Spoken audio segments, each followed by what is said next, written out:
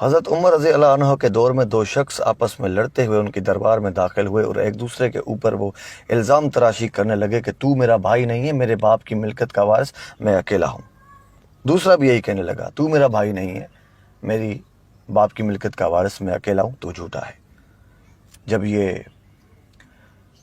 فیصلہ حضرت عمر کے سامنے رکھا گیا تو آپ نے ان سے گواہ طلب کیے، تو ان کے پاس گواہ نہ تھے، تو فرمایا کیسے ممکن ہے یہ فیصلہ جب کہ تم ایک دوسرے کے اوپر الزام تراشی کر رہے ہو؟ تو وہ کہنے لگے کہ آپ وقت کے خلیفہ ہیں اور ہم غریبوں کے پاس اور کچھ نہیں، کہاں جائیں گے؟ آپ بغیر گواہ کے ہی ہمارا فیصلہ کریں۔ تو حضرت عمر خاموش ہوئے، سوچنے لگے۔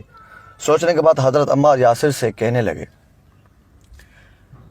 کہ شرع کے مطابق ہم نے گواہ طلب کیا لیکن ان کے پاس کوئی گواہ نہیں، تو اب یہ فیصلہ کیسے کیا جائے؟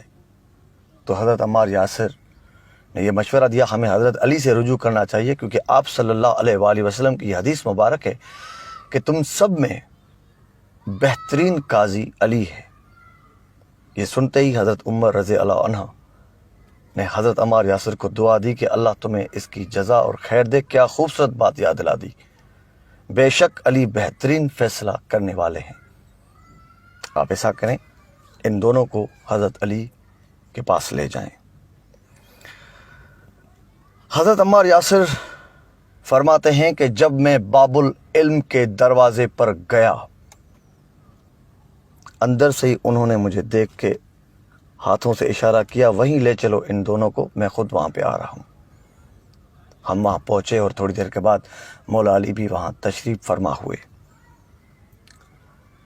سارا مسئلہ مولا علی کے سامنے پیش کیا گیا تو آپ نے ان دونوں کو الگ الگ کر کے ایک سوال پوچھا، سچ بتاؤ تم کون ہو اور ملکیت کا وارث کون ہے؟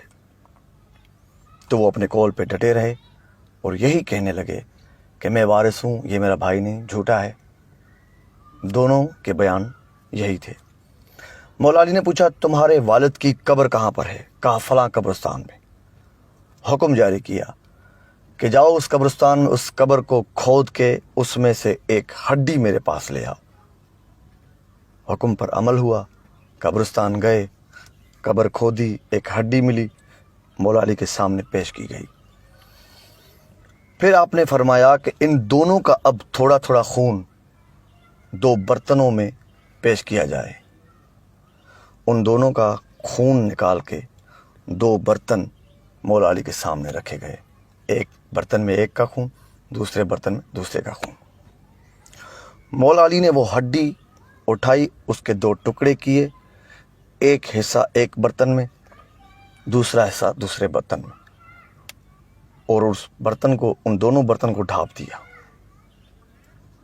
کچھ دیر بعد جب ان کا کور ہٹایا گیا، دیکھا کہ ایک ہڈی نے پورا خون جذب کر لیا تھا اور ایک ہڈی وہ خون میں تیر رہی تھی۔ جس کے خون میں ہڈی تیر رہی تھی، مولا علی نے اس سے فرمایا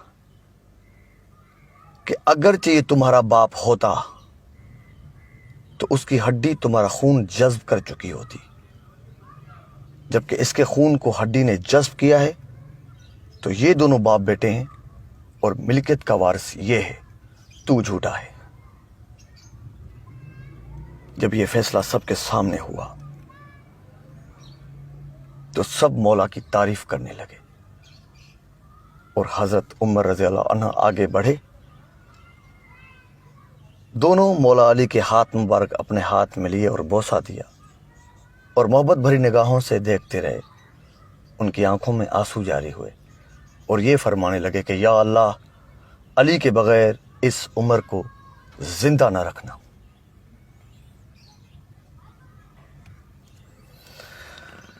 یہ دنیا کا پہلا ڈی این اے ٹیسٹ تھا جو آج سے 1400 سال پہلے مولا علی نے ایک فیصلے میں کر دکھایا تھا۔ یہ فیصلہ، یہ بات آپ کو اچھی لگے ضرور کمنٹ میں رائے دیجئے گا، اور اگر یہ پڑھنا چاہیں تو کتاب کو کبدری میں آپ پڑھ سکتے ہیں۔ حیدر قادری، السلام علیکم۔